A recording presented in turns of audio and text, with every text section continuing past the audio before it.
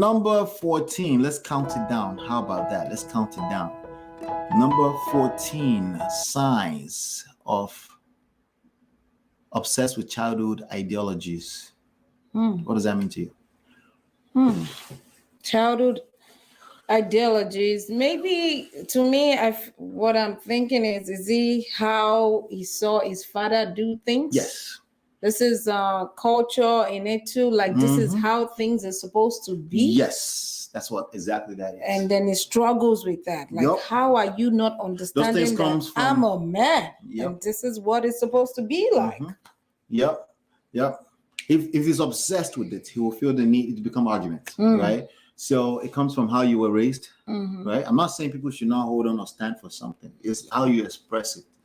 See, but times also change. I have childhood ideologies too. You can't be rigid. I'm just not obsessed with them, right? I have childhood ideologies, and even if my childhood ideologies just does inject into my life, by the way, by default. I don't even have to stress it too much. But when you're obsessed with it, you feel the need to say it all the time and then say it and then try to control the other person with it. Yes. What kind of family do you come from? What kind of nonsense? Like, they start running their mouths, especially if it's the talker. And then what do you do? What kind of effect do you leave on a person by saying those kind of things? You know, but it comes from obsession with your childhood ideologies. If you're obsessed with what you've always known, culture, religion, politics, those kind of things that are emotionally driven. Right. When you now get with a new person, a wife,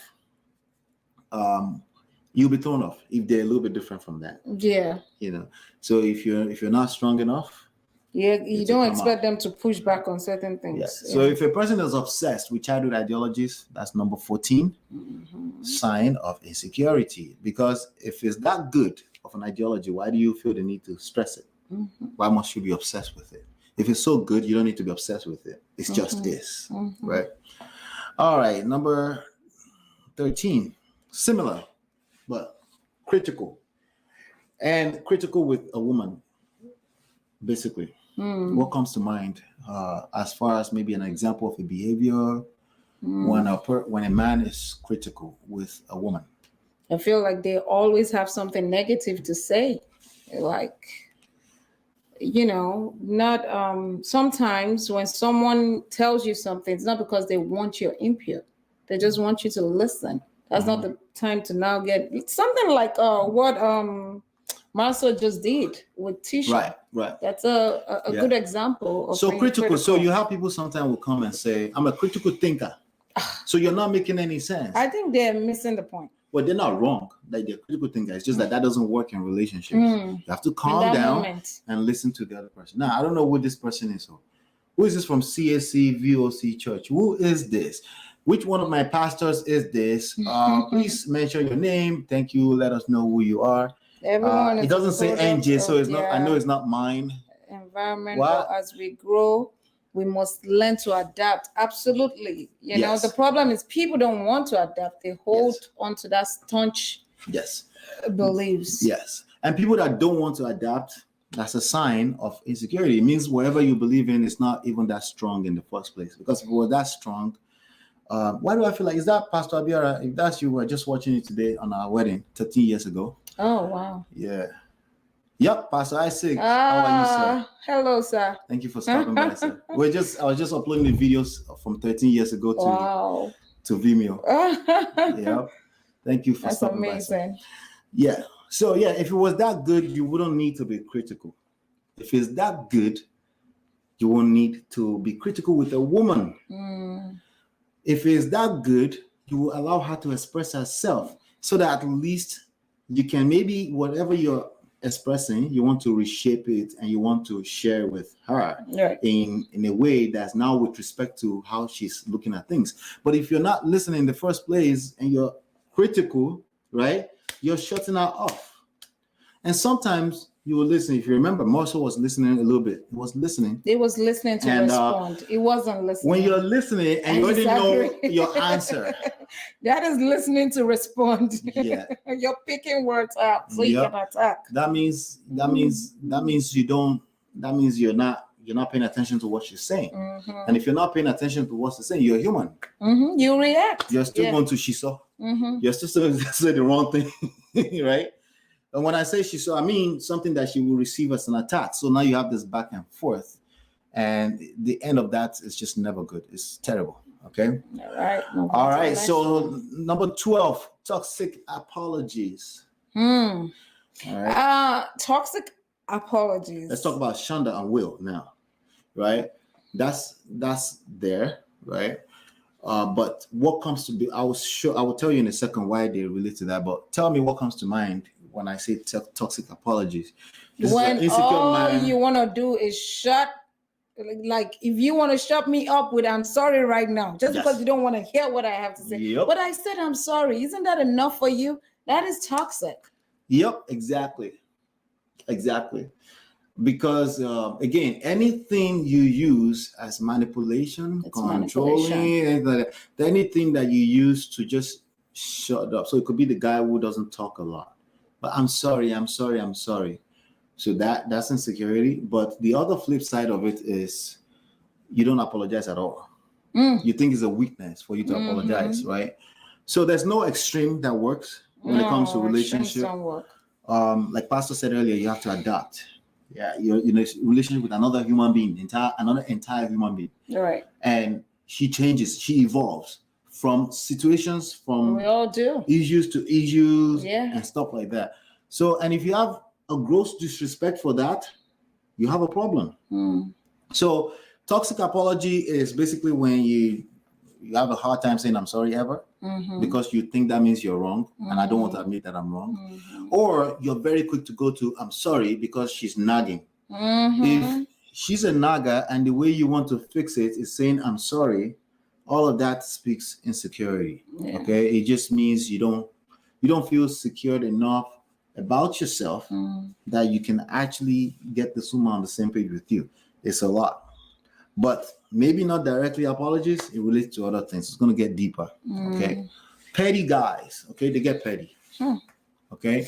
Guys that don't let women get away with anything. You say one thing, they have to have a response. And they go below the belt. Petty guys. Those are the ones I don't really. My least favorite guys. Sorry. I won't say that. Pettiness is not like everything else is not right and wrong. Okay. Being petty means you're willing to throw everything away and just get nasty with her, right? You want to get into that competition. Tit for tat with her. If you're doing that, that's a sign of insecurity. Because again, if you're secured in yourself as a human being first, even before we even talk about man, there will be that will be too much energy you're investing in making her get your point by being petty. I'm going to make her note. I'm going to go sleep downstairs today so she can know that she will miss me.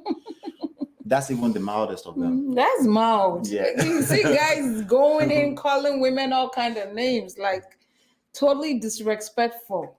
All right. So Pastor said toxic apologies and apologies just for the sake of it. A real apology is heartfelt. Yes, absolutely. I agree. True. Because again, the point of it is that your apology is actually making her feel like you don't mean that. Heartfelt. So heartfelt for me, apology, I won't say it's never needed. Okay. It's needed when she asks for it. You've never apologized for me. Or she tells somebody else that you've never apologized to me, rather, right? You never apologize, right? She's the one that's always apologizing to you, right? But sometimes people, like for example, extreme infidelity, right? I call it extreme because many people consider it extreme, right? Infidelity, but you now say, I said I'm sorry. But I said I'm sorry. That's why. It's like, what else do you want? Do you want my head? That's why it's apology not accepted. Yes. That's exactly why the apology is not being accepted, because again, it's not heartfelt. She's not asking for apology, and the best apology is always a changed behavior. Not just saying it all the time. I actually don't like people who apologize too much. It's irritating. Unattractive. It's irritating to most people to just be run to apology as a quick fixer. Again, you don't have any patience. You're just looking to fix. All right. We received that. Thank you, sir. Yes. So let's go to number 10.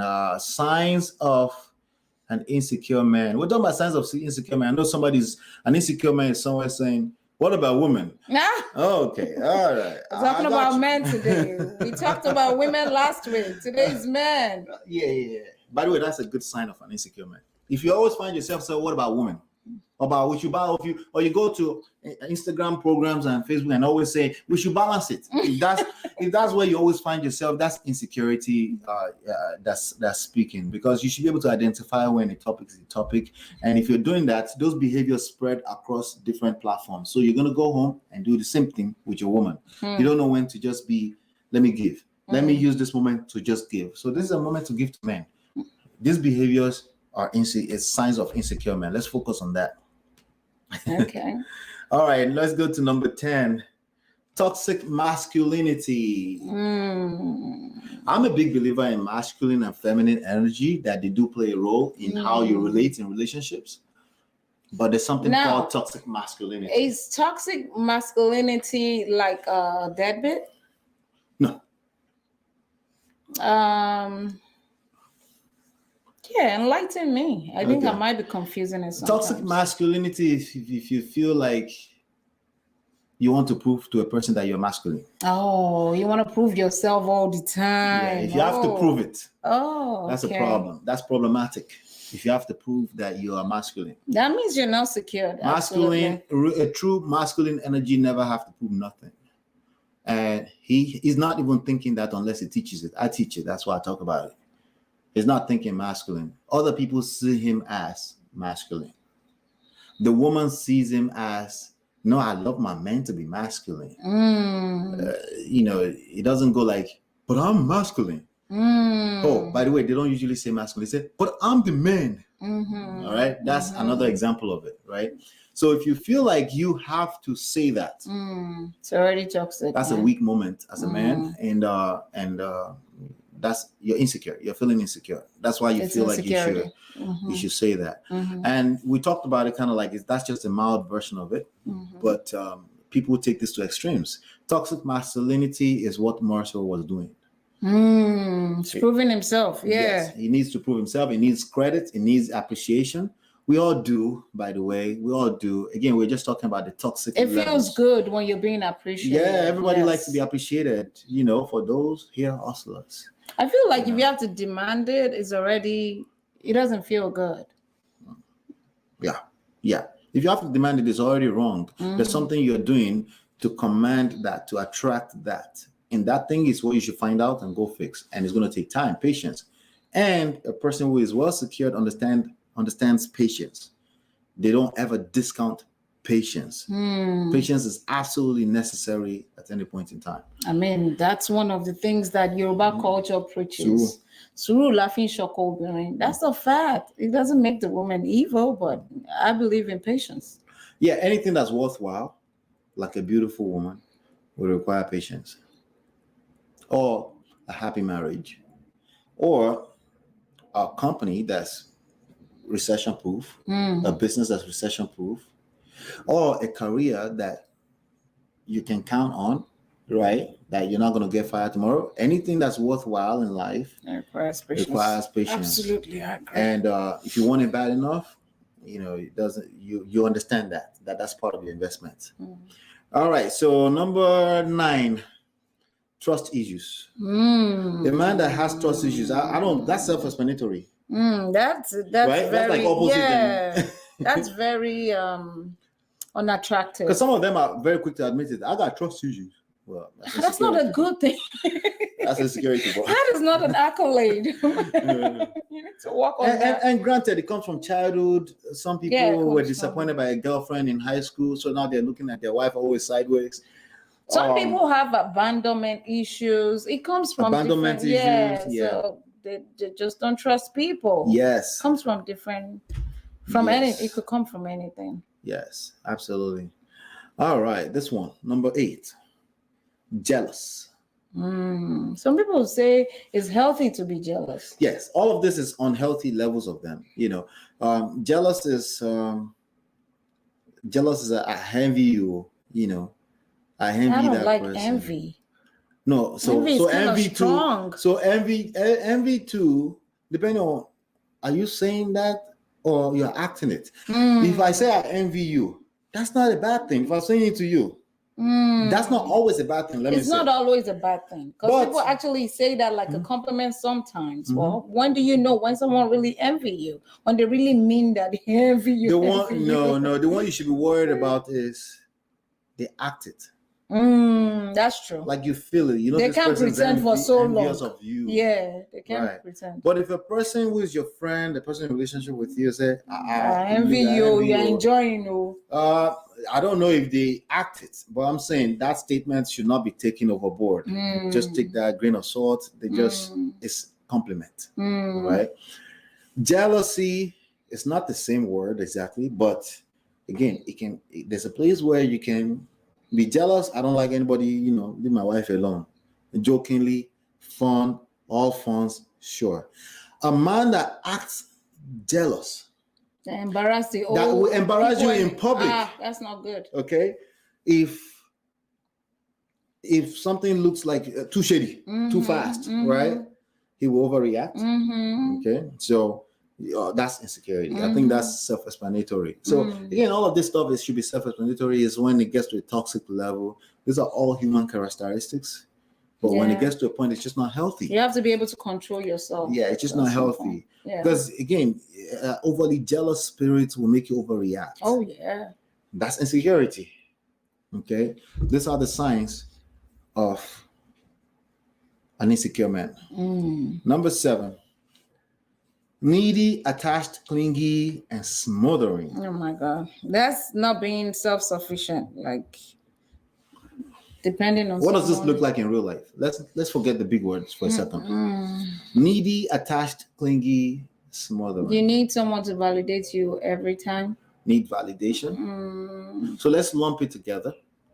Okay. No, let's not lump it together. We'll talk about it when we get there. Needy is, some of this stuff may be the same thing. It's just described in different ways, Clingy, physically clingy, check on it. Like, where are you right now? Oh, yeah. But, that can be a turn off. There's a level that gets to with respect to the person you're with. Maybe different in your relationship. Your wife may say, you never check on me. Remember, it's not the extreme of both. Yes. It's in between. You need a balance. She is always saying, you never check on me. That means you need to check on her every now and then. Right. That means you are poor at you don't check on her. That's what that means, right? If she doesn't pick up half the time that you call, and you leave 14 voice. Who is counting? How many times do you call? Messages. How many times do you call? Oh my God. Where were you? Why didn't you answer the call? What were you doing? Talking to a man. But you knew I went to the movies. Yeah, that means you can't pick up my phone. But I didn't see the call. So again, maybe your intentions is not to be clingy, but you're coming off as that, and that's what that counts. That's the only thing that counts. If you're coming off as clingy, that's what counts. That's all that counts. And it's very important to just be aware of it. If you're aware of it and she's acting so much, you're like, give her some room and space. You don't want to wait until a woman asks you for space. Yeah. Give her some space, I agree. We're in a marriage. Why should we give space? You're supposed to sell 50% of give up 50% of yourself, and I give up 50% of myself, and then we become one. No, that is so wrong. It sounds terrible. Problematic. Yeah. It sounds terrible. Oh man. But that's why you're arguing. Okay. Speaking of argument, another sign of insecure men, number 6 is argumentative. But people say, "Oh boy, it's natural. You're just having a healthy debate with your spouse." Well, the reason why you're arguing is because you have a point. I get it. That's why people say, my point is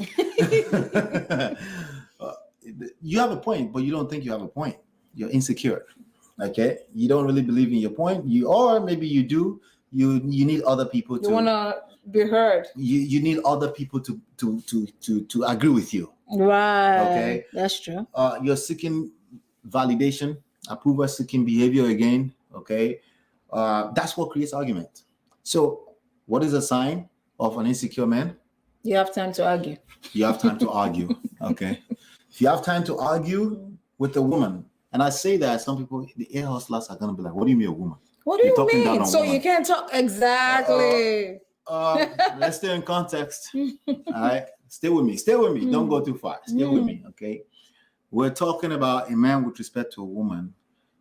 If you feel like you should, argumentative is not just argument anymore. It's toxic. It is. It's consistent. You do it all the time. And the reason why you're fighting so bad is because you really subconsciously don't trust what you're saying. Because if you do, especially if it's not something that's related to safety or security, right?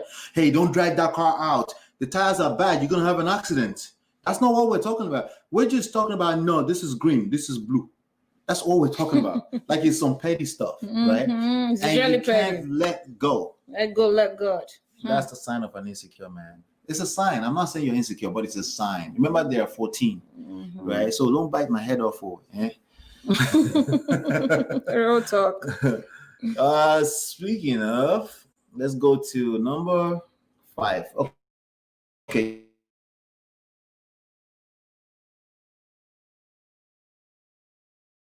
If you're aggressive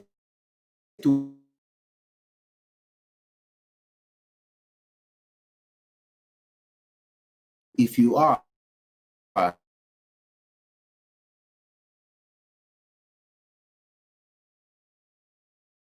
meaning you're very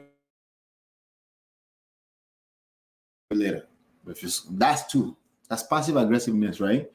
If you're aggressive towards a woman, that's a sign of insecurity. What says you, babe?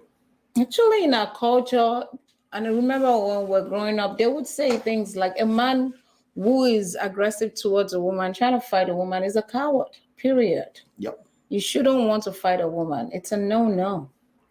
So what about a woman who is fighting a man? Different topic, okay?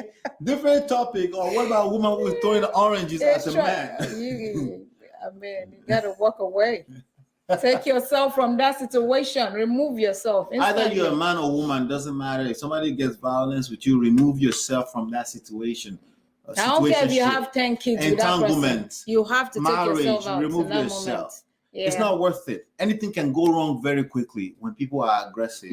Okay. Plus, no, a king does not get aggressive with a woman. Okay. Or especially with his queen. Come on. Like, that's self-explanatory. Okay. I don't care. Oh, yeah, she made me lose my cool. Dude, 2 wrongs don't make it right, bro. Remove yourself. Remove yourself. I learned that a long time ago from my father. He will grab his key and go play draft. Okay, Aro. What? Draft. Oh, my dad, he knows how to do that. He will just walk out like, you know what, I need a breather. I tell people all the time, even 2 minutes is enough for her to calm down. Yes. If you just remove yourself. But if you're there, you end up in arguments and stuff like that. Game, you know. So aggressive towards a woman is a sign of insecure man. An insecure man is not capable of being in a healthy relationship. It's not a crime. It's not a disease. Sort of mental. But it's a weakness. It's a weakness. It just means you need to learn. And you need to practice. Change. Yeah. It takes practice. And who's best to practice with than an aggressive woman? Practice with her. She's aggressive, running her mouth. So see if you can practice some patience with that and see if it works. Pick up some books. Don't just assume you know everything. No. You don't. We all don't know shit. You have to keep learning. All right. I think we have a pastor in the house. No cussing, baby. No cuss words. Number 4, obsessed with boundaries. Yeah. You can't be rigid. Set boundaries. No. Like everything else, boundaries is not a bad thing. No, it's not. But it can become a bad thing. Okay, depending on how you handle it. If you're always talking boundaries, whenever you're talking with your wife, that's toxic. If every time you're talking with your wife, the word boundaries comes up, or with your husband, you have problems. It's kind of controlling. You have problems. You want to set boundaries? Boundaries, freedom. For an adult. Freedom.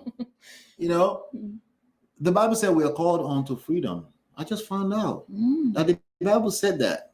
Oh, come on, baby.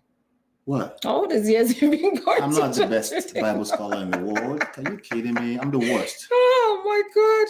Oh God. Yeah, anytime I see that the Bible supports some of these it makes sense. Things, I'm like, whoa, you know, because of my church folks, I'm a church boy and I want people to, and I know that the Bible supports them, but I'm excited when I see a verse that supports that you have to love in a way that the other person feels free. Yeah. So when you talk boundary all the time, for the brain, it's like, oh my God, we're talking boundaries again.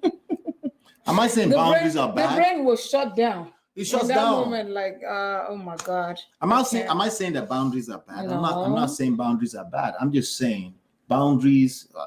I prefer that they are a symptom of a good relationship. A wife who wants to respect you just because she knows that my man is, he deserves the respect. Not because it's a rule to respect her.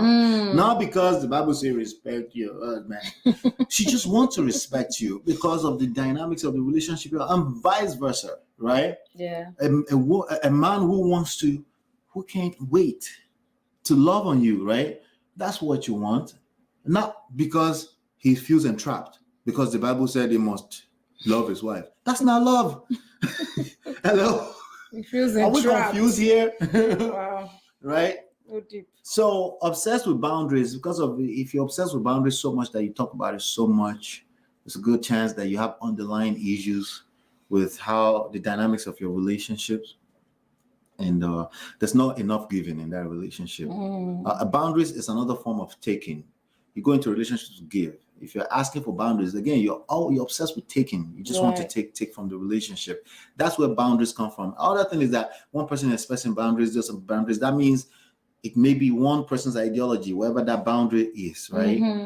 That it's just a terrible place to be, where you feel like you have to say that all the time. Come on, you got to set boundaries for her, though. I need to be free. For another adult, I just feel like, nah. All right, we're almost rounding up. Can't do that. Number 3. Because you're already out of time. It's 7:02. It's that CP time. No, it's not CP time. Yeah. This was Black people. This was because of the upload I was doing earlier. Excuses. Excuses. Excuses are not signs of an insecure man, by the way. It's okay. It is well. What's the next one? You know why excuses are not? Because I believe all excuses are legitimate. It's just not relevant to relationship. Okay. I hear you. Okay, with that being said, can we move to number 3? Speaking of manipulating words, but go ahead. Number 3, worried about the ex. Oh, that's bad. If he is worried about how you show up to your ex, Vado, Tahiri, right? If he's worried about how you treated your ex better than me. Always talking about ex, always comparing things. Or he's asking you questions that seems like it's just come like, so tell me, what was it about? What was it like? Why would you want to know that? Yeah, you don't do that. Okay? Yeah. Like honestly, if I talk too much about that, I will say the wrong thing. That's how bad it is to talk about your woman's ex. It's a sign of insecurity. If you're secured in yourself, that nigga does not exist. Exactly. All right.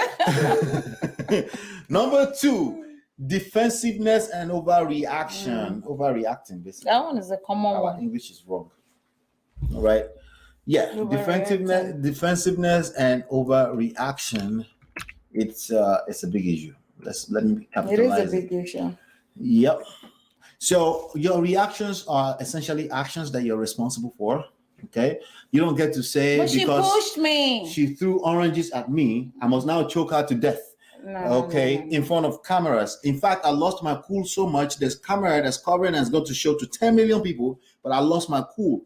Hello, can I spell out insecurity a little bit more than that? Reactions are toxic. Okay, all right. Shirley says, that's okay. This is a good conversation. Thank you. But I had my pastor. Yeah, I had my pastor here. Sorry. All right. So yeah, defensiveness, overreacting. They're very defensive. They think everything's an attack. More so. Yes. They read something. Yes, the thing may be true that it's not really true, but you can't even detach yourself. So this is grown folks' business. Relationships are grown folks' business. Relationships are not easy. It's not for children. Easy, hard, difficult are not relevant in relationships. You got to work at it. When they are beautiful, they're worth it.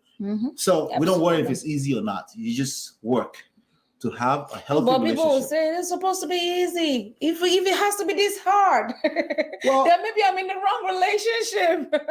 True. Like, but you have to you have to work out at your relationship the same way you work out at your career. You can't just be complacent. Well, I think she was saying that's okay because of the time. Oh, the CP. CP time. Yeah.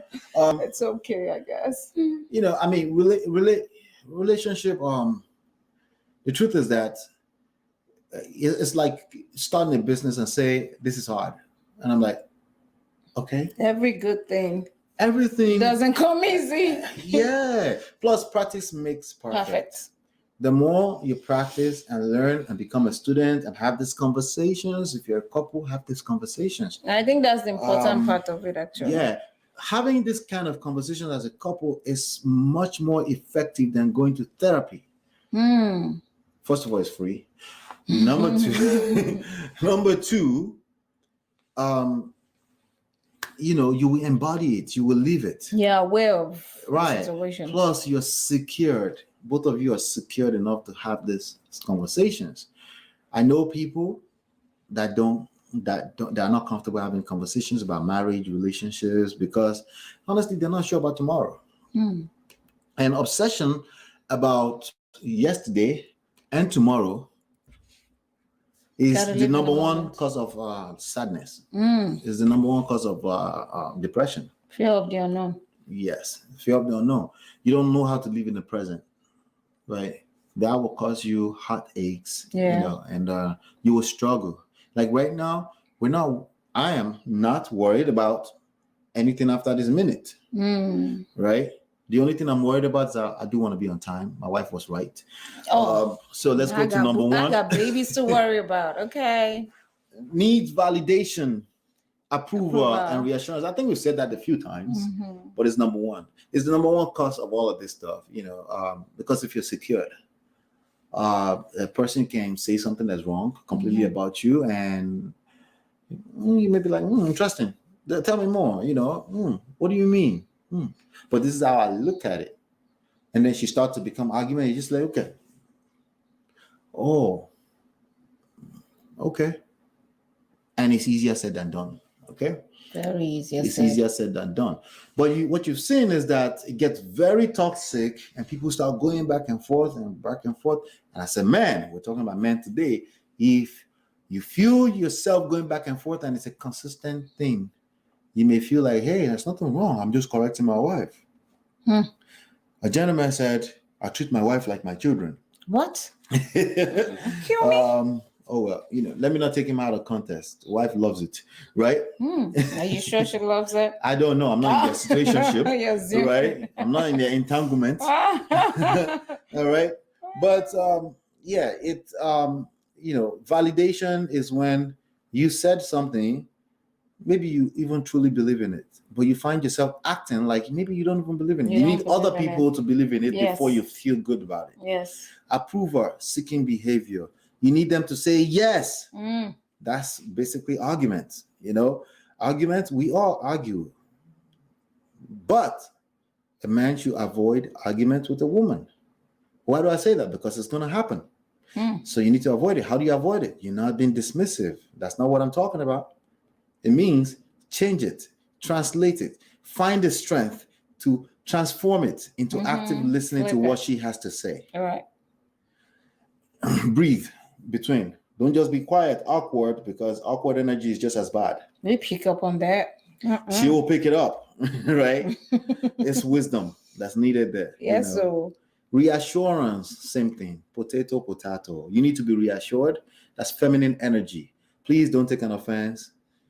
It's feminine energy that a woman needs reassurance. So as a man, you should be the one giving the reassurance, not asking for reassurance. If you pay the bills, good for you. Good for you. Okay? That's not all it takes to be a man. Okay? As a matter of fact, you may not even pay a bill if you're really good at listening to her emotionally, making her feel heard. She will open up everything. You can penetrate everything. Jesus. Mind, soul, body, mind, everything. All she needs is to feel heard. That's it. So. Not even your money. Honestly. She will give you her money. Okay, that's game I just gave you. She will give you her money, and even if you can bring money to the table, that's a good thing, because that will be a turn off. If you're not a provider too, at some point that will be a turn off.